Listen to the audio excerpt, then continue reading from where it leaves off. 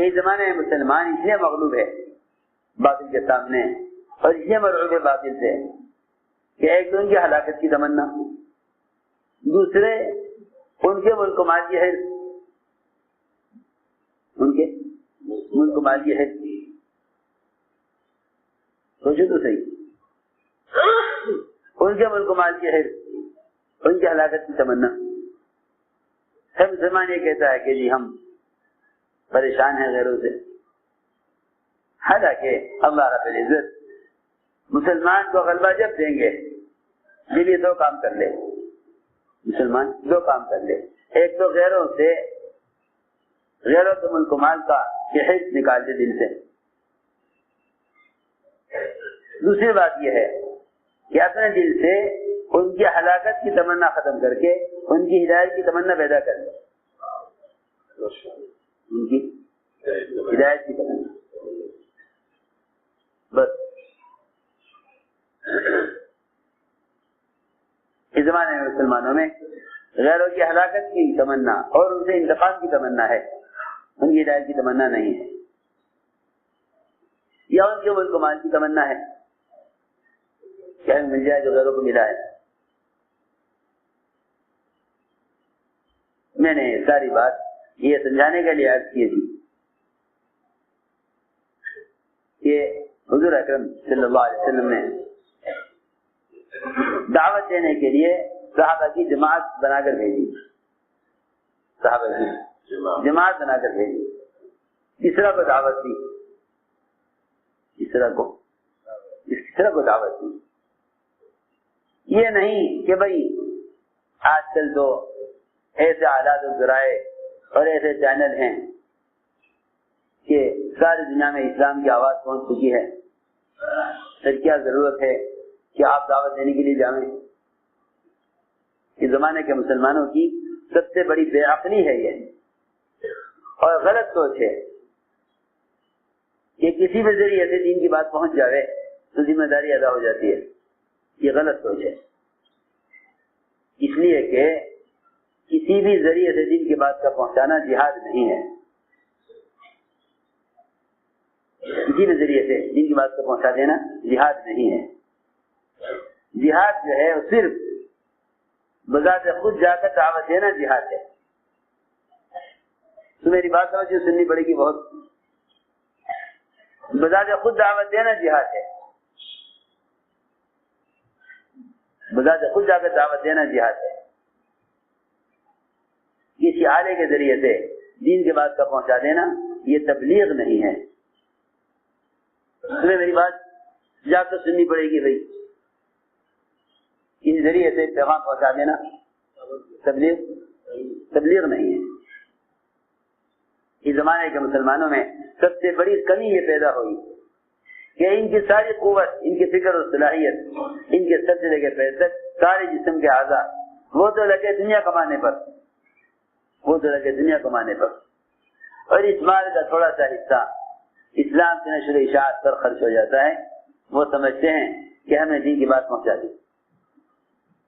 نہیں، جب تک مسلمان دین کی بات کو پہنچانے کے لیے خود حرکت میں نہ آئے، خود استعمال نہ ہو، اس وقت تک جہاد نہیں ہے. اس وقت تک جہاد نہیں ہے. اس وقت تک جہاد نہیں ہے. جتنے بھی ذرائع دنیا میں ہیں انہیں استعمال کر لو دین کی بات پہنچانے کے لیے. یہ بالکل بے اثر اور بے اجر ہوگا.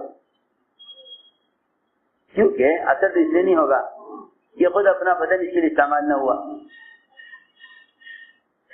میں عرض کر رہا تھا کہ حضور اکرم صلی اللہ علیہ وسلم نے کسی ذریعے سے پیغام نہ بھیج دیا بادشاہ کو، بلکہ جماعت بھیجی،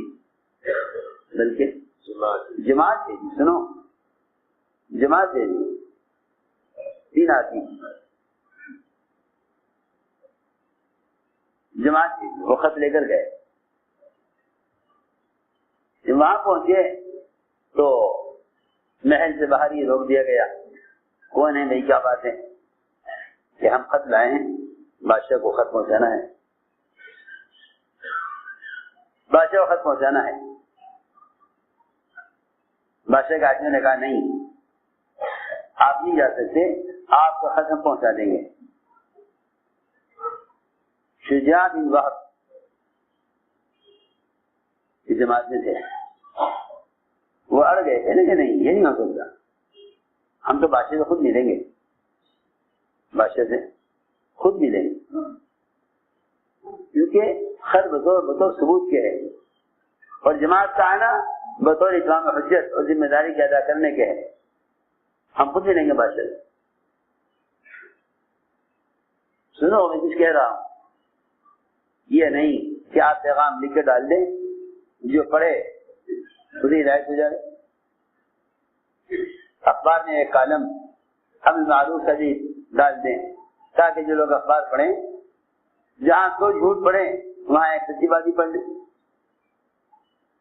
جہاں اخبار میں، جی ہاں اخبار میں کیا ہوتے ہیں، جہاں تو جھوٹ ہوتے ہیں وہاں ایک سچی بات بھی لکھ دیں، اس خیال سے کہ بھائی جو لوگ اخبار پڑھیں وہ اخبار میں دین کی بات ہی پڑھ لیں تاکہ ان کے سامنے دین کی بات آ جائے۔ ریکنسٹرکشن آف امہ، اللہ اکبر۔ میرے بزرگ دوستو عزیزو، عبادت کے اعتبار سے محمد صلی اللہ علیہ وسلم کی سنت کا اتباع کرنا عبادت ہے۔ ضرورت کے اعتبار سے محمد صلی اللہ علیہ وسلم کے طریقے پر کھانا پینا یہ ضروریات کی سنت ہے۔ اسی طرح محمد صلی اللہ علیہ وسلم کے طریقے پر دعوت دینا دعوت کی سنت ہے۔ یہ نہیں کہ آپ دعوت اپنے طریقے سے دیں، جب اتباع سنت عبادت میں ہے اور ضروریات میں ہے تو پھر اتباع سنت دعوت میں بھی لازم ہے۔ ہماری بات نہیں آ رہی؟ نہیں، کہاں سے نہیں آ رہی ہوگی؟ ہم سب کے ذہنوں میں یہ ہے بھائی اتنی دیر بیان ہوگا، بیٹھ کے سن لو۔ سوچیے تو صحیح، عبادت میں سنت یہ ہے، کھانے میں سنت یہ ہے، استنجے میں سنت یہ ہے، وضو کرنے میں سنت یہ ہے۔ جب آگے دعوت کا نمبر تو کہتے ہیں بھائی وہ تو کوئی ضروری نہیں ہے، اس میں آدمی جس طرح چاہے دعوت دے۔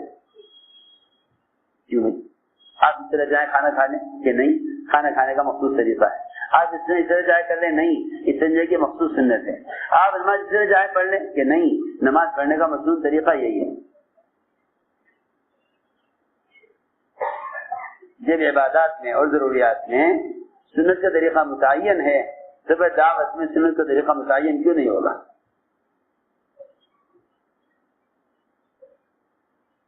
شجاع بن وہب اڑ گئے کہ نہیں، ہم بادشاہ کو دعوت دینے کے لیے آئے ہیں اور آپ کو خطی بادشاہ کو پہنچا دیں گے،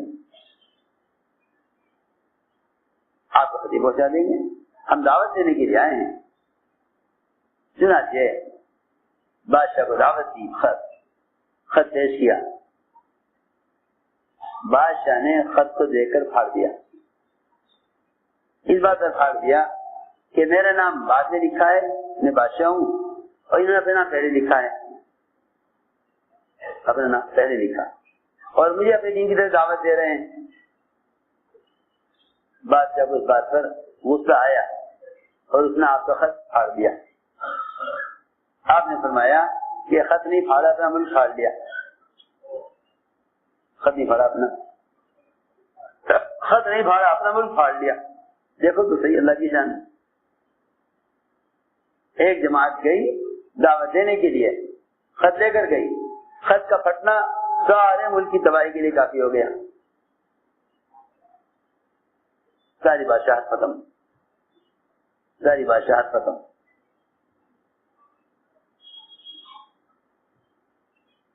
آپ نے خط کے پھٹنے پر یہ فرمایا، اے اللہ پوری طرح پھاڑ کے رکھ دے ان کو۔ وہ اللہ کی شان، اے خط کے پھٹنے پر سارا ملک پھٹ گیا۔ اس کا بیٹا شیروے،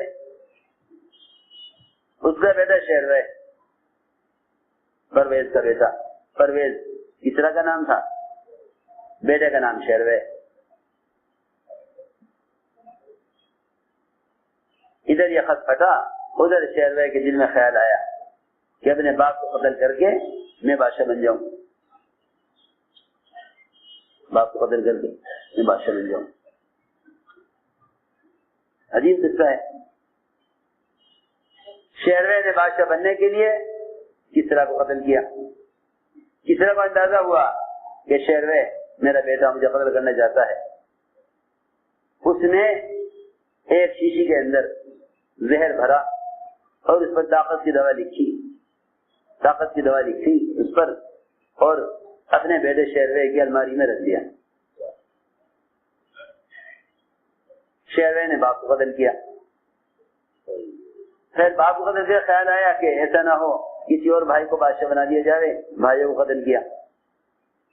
جب اکیلے رہ گیا بادشاہ بننے کے لیے تو ابھی بادشاہ کے عہدے پر پہنچنے والا تھا. الماری کھول کے دیکھی خزانوں کی تو اس نے دوا کی بوتل رکھی ہوئی نظر آئی. روایت میں ہے کہ اس دوا کو اس نے کھایا اور وہ ختم ہو گیا. وہ بھی ختم. اللہ اکبر. پوری بادشاہت میں, پورے خاندان میں کوئی مرد نہیں تھا جس کو کسریٰ کی جگہ بادشاہ بنایا جاتا. پبلک کہتی تھی نہیں, بادشاہ تو انہی کے خاندان کا ہوگا, بادشاہ انہی کے خاندان کا ہوگا. چنانچہ کوئی خاندان میں کوئی مرد نہیں تھا, اس کے خاندان میں کوئی مرد نہیں تھا جس کو بادشاہ بنایا جاتا. اس لیے اس کی لڑکی بچ گئی تھی.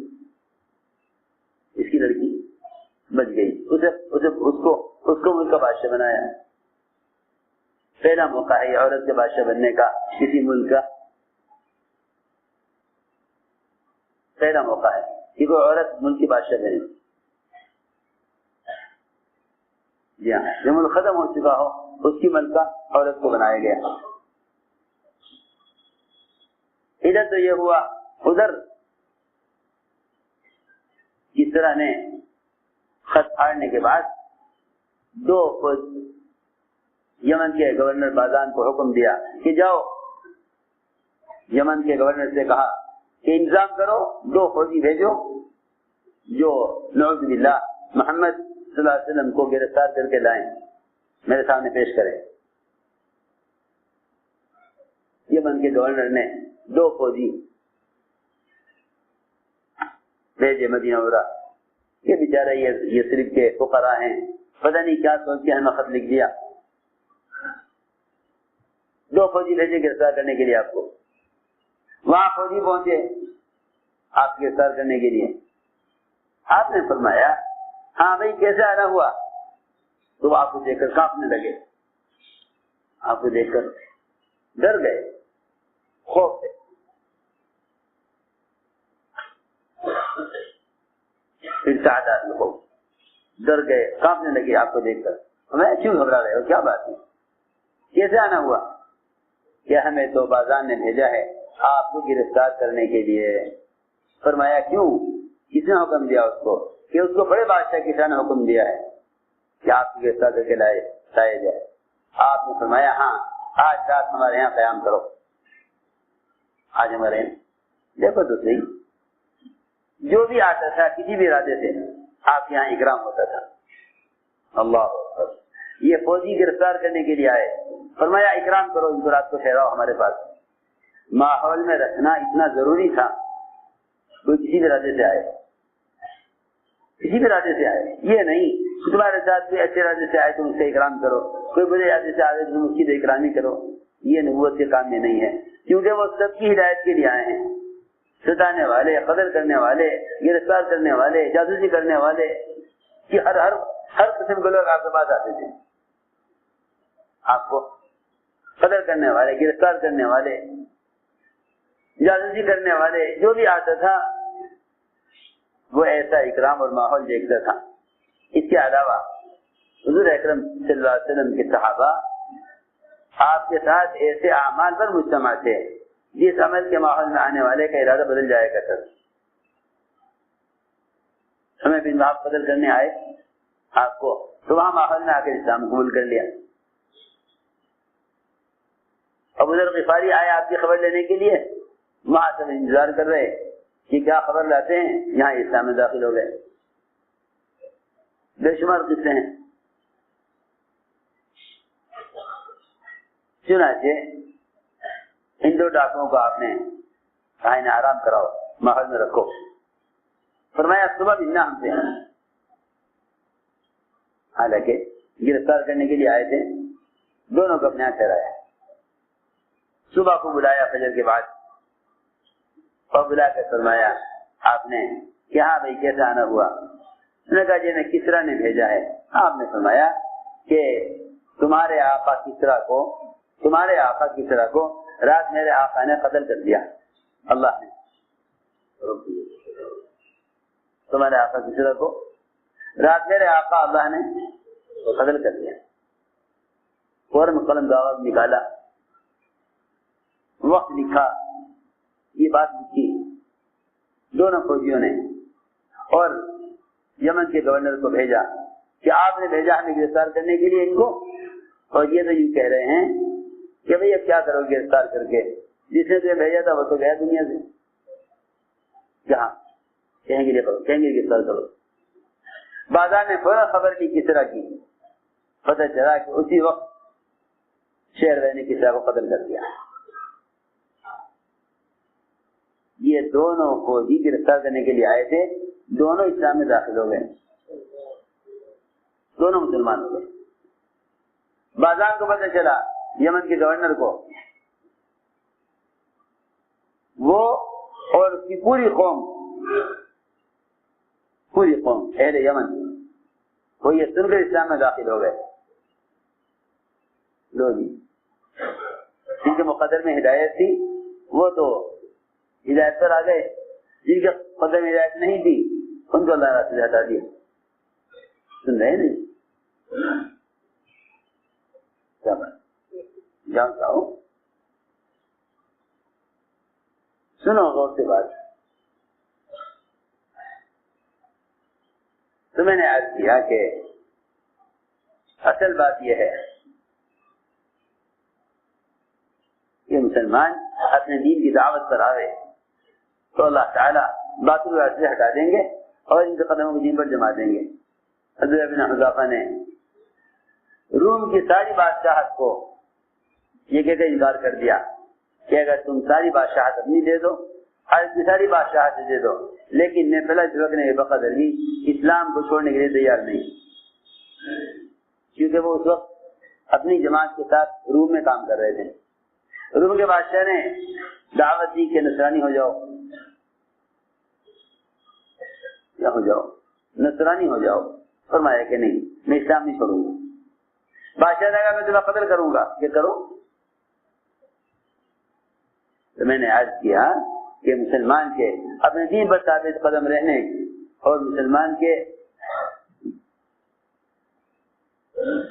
باطل کے خلاف اللہ کی مدد کے آنے کا جو اصل ذریعہ تھا وہ دین کی نصرت کرنا تھا۔ اگر مسلمان دین کی نصرت پر آ جائے تو اللہ تعالیٰ اب مسلمان کے مددگار ہو جائے۔ ان تنصروا اللہ ینصرکم ویثبت اقدامکم، کہ اللہ تمہارے قدموں کو جما دے دین پر اگر تم دین کی نصرت پر آ جاؤ۔ اسے دوستو عزیزو، اللہ تعالیٰ نے کامیابی کا وعدہ پورے دین پر کیا ہے،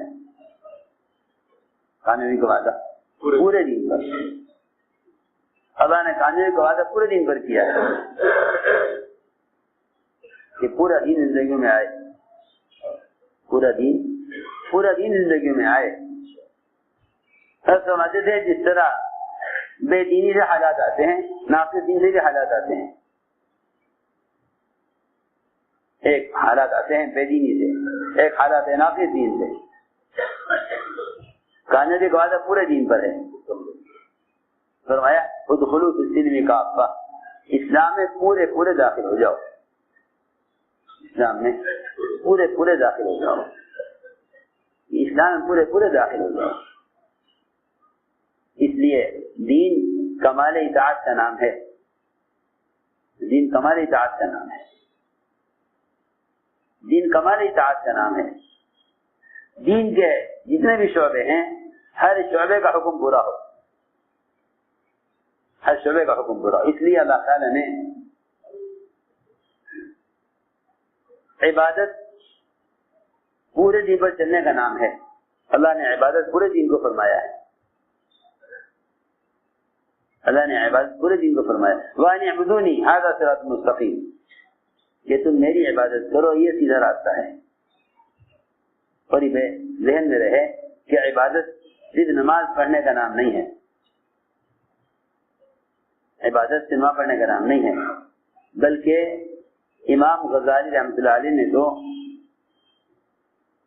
ایسا عبادت کے اعمال گنوائے کہ دین اور دنیا کا کوئی شعبہ چھوڑا نہیں. امام غزالی فرماتے ہیں کہ 10 اعتبار سے حکم پورا کرنا عبادت ہے. کتنا؟ 10 چیزیں عبادت, 10 چیزیں عبادت. امام غزالی فرماتے ہیں 10 چیزیں عبادت ہیں. امام غزالی فرماتے ہیں 10 چیزیں عبادت ہیں. نماز اور روزہ, نماز اور روزہ, حج اور زکات, ذکر اور تلاوت, دعوت اللہ کی محنت اور تجارت,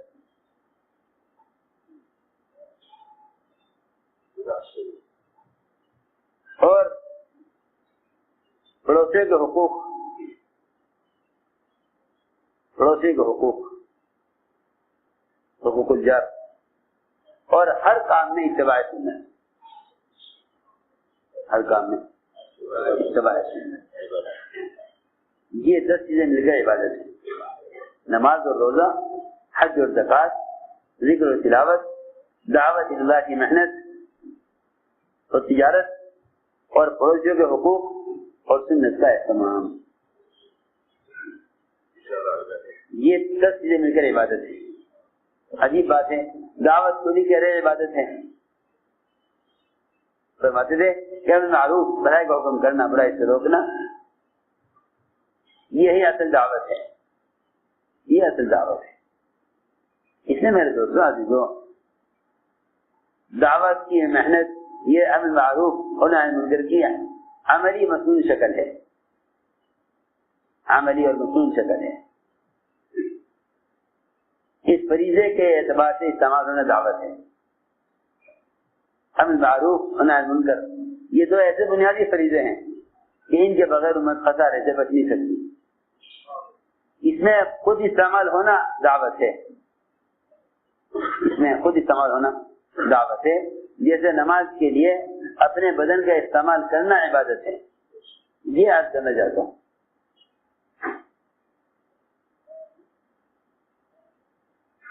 نماز کے لیے اپنے بدن کا استعمال ہونا عبادت ہے. اسی طرح دعوت کے لیے اپنے بدن کا استعمال ہونا دعوت ہے. نماز کے لیے آدمی بدن استعمال کرے.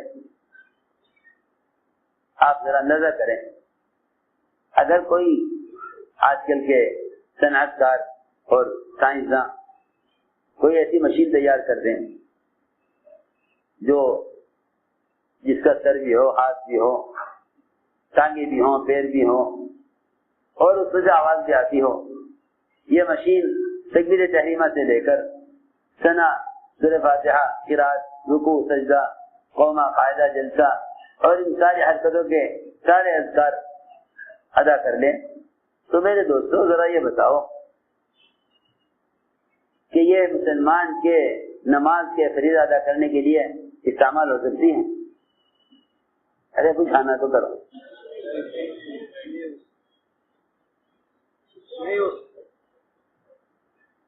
ایسی مشین بن جائے جو نماز پڑھ لیا کرے, اور سارے اعمال ہو سکتے ہیں. آج کل کی جو ہے مشینیں اور صنعتیں ترقی کر گئی اتنی کہ وہ ایسا انسان تیار کر سکتی ہیں لوہے سے, پلاسٹک سے, کہ وہ زبانی طور پر سارے ثنا سے لے کر سلام پھیرنے تک نماز کے سارے اذکار اور صحیح طریقے سے رکوع سجدہ مشین کر سکتی ہے. تو بتاؤ کیا یہ مشین عبادت میں مسلمان کا بدل بن سکتی ہے؟ سوچنے کی بات. جب یہ مشین عبادت میں مسلمان کے بدن کا بدل نہیں بن سکتی, تو پھر دعوت میں یہ خارجی چیزیں بات کے پہنچانے کا بدل کیسے ہو سکتی ہیں؟ ہم یاد کرنا چاہتے ہیں کہ جس طرح بدن کے استعمال کا نام عبادت ہے، مخصوص طریقے سے بدن کے استعمال کا نام عبادت ہے، اس طرح مخصوص طریقے سے دعوت کے لیے بدن کا استعمال دعوت ہے. یہ ہے بات سمجھیں، اس کو لوگ جانتے ہیں. آپ ایک ایک کے پاس خود دعوت دینے جائیں، ایک ایک کے پاس خود دعوت دینے جائیں، یہ ہے دعوت. یہ نہیں کہ آپ پیغام پہنچا دیں کسی ذریعے سے اور سمجھے کہ ہاں ہم نے دعوت دے دی. میں نے اسے عرض کیا تھا کہ اللہ تعالیٰ کی نصرت اور مدد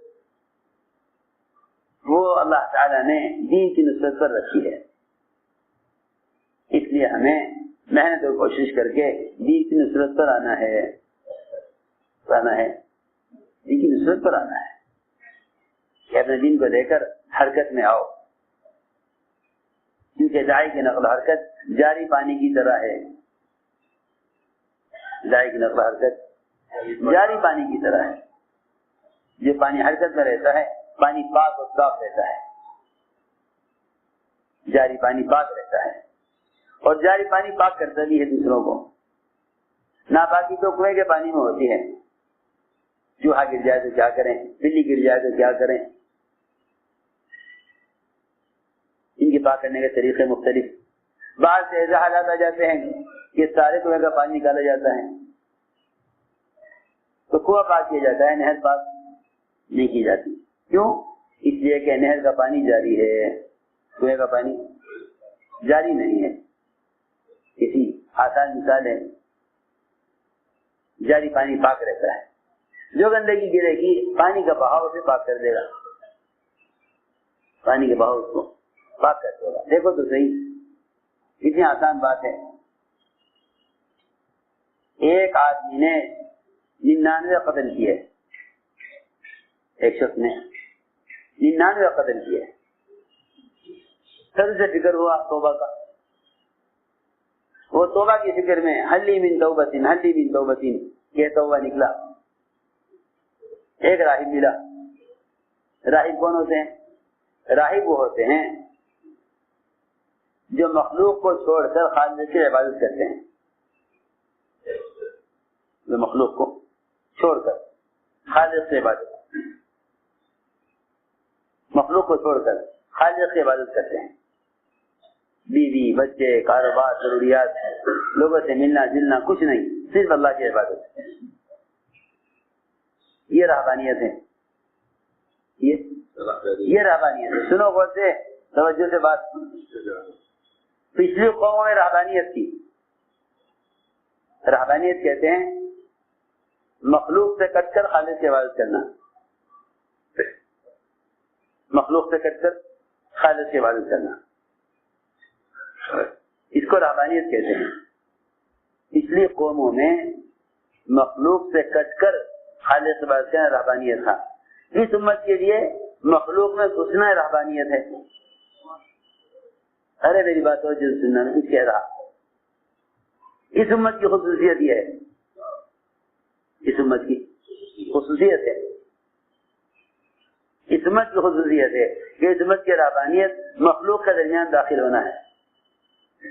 ارے سنو کیا بات ہے.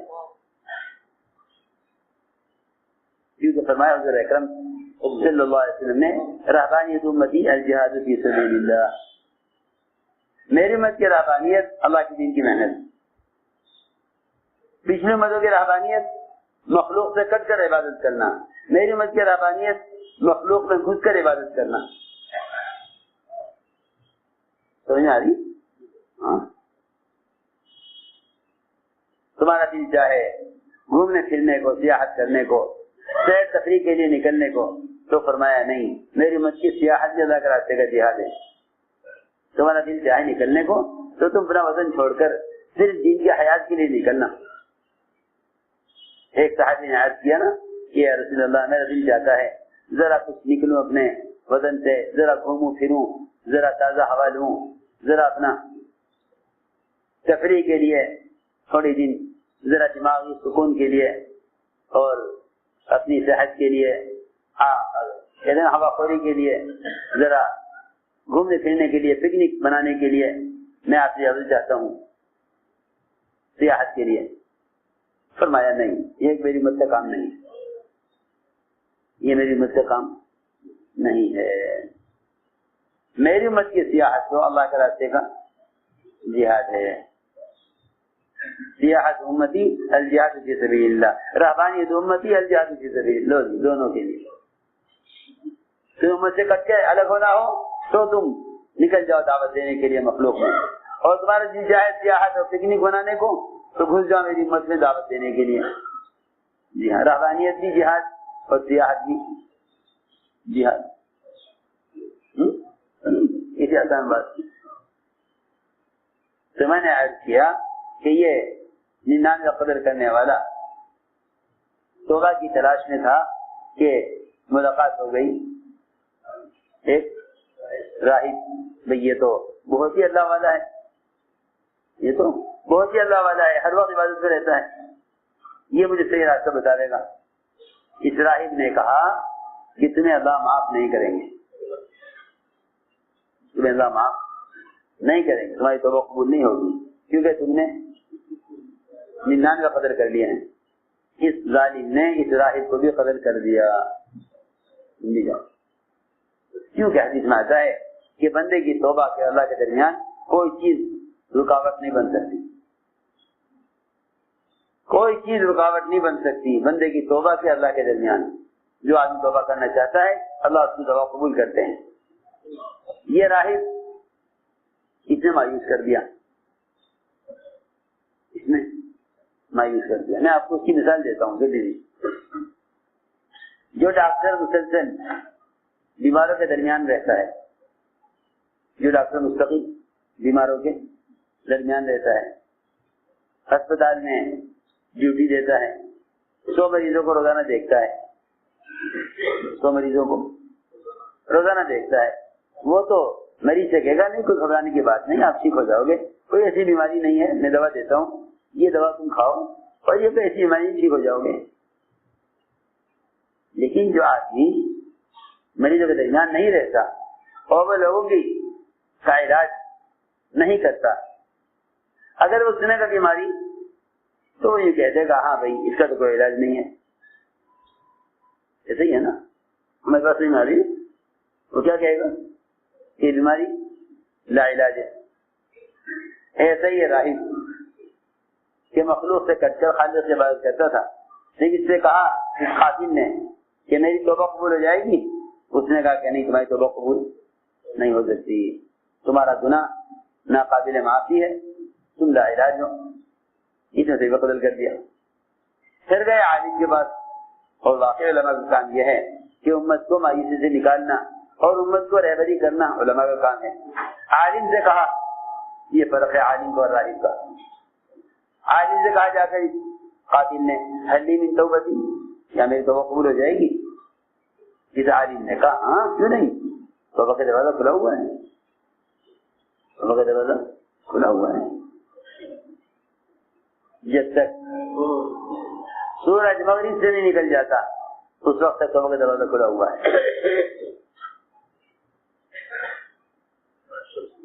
تو اس عالم نے کہا کہ ہاں اللہ تمہاری توبہ ضرور قبول کریں گے، مگر تمہیں چاہیے کہ اپنی بستی چھوڑ کر نکل جاؤ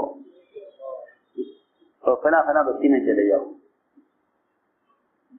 حالانکہ یہ نہیں کہہ سکتا تھا کہ بھائی تو اپنی بستی میں جاؤ، وہیں رہو، توبہ کر لو، اللہ معاف کر دیں گے، اللہ معاف کر دیں گے. یہ نہیں کہا.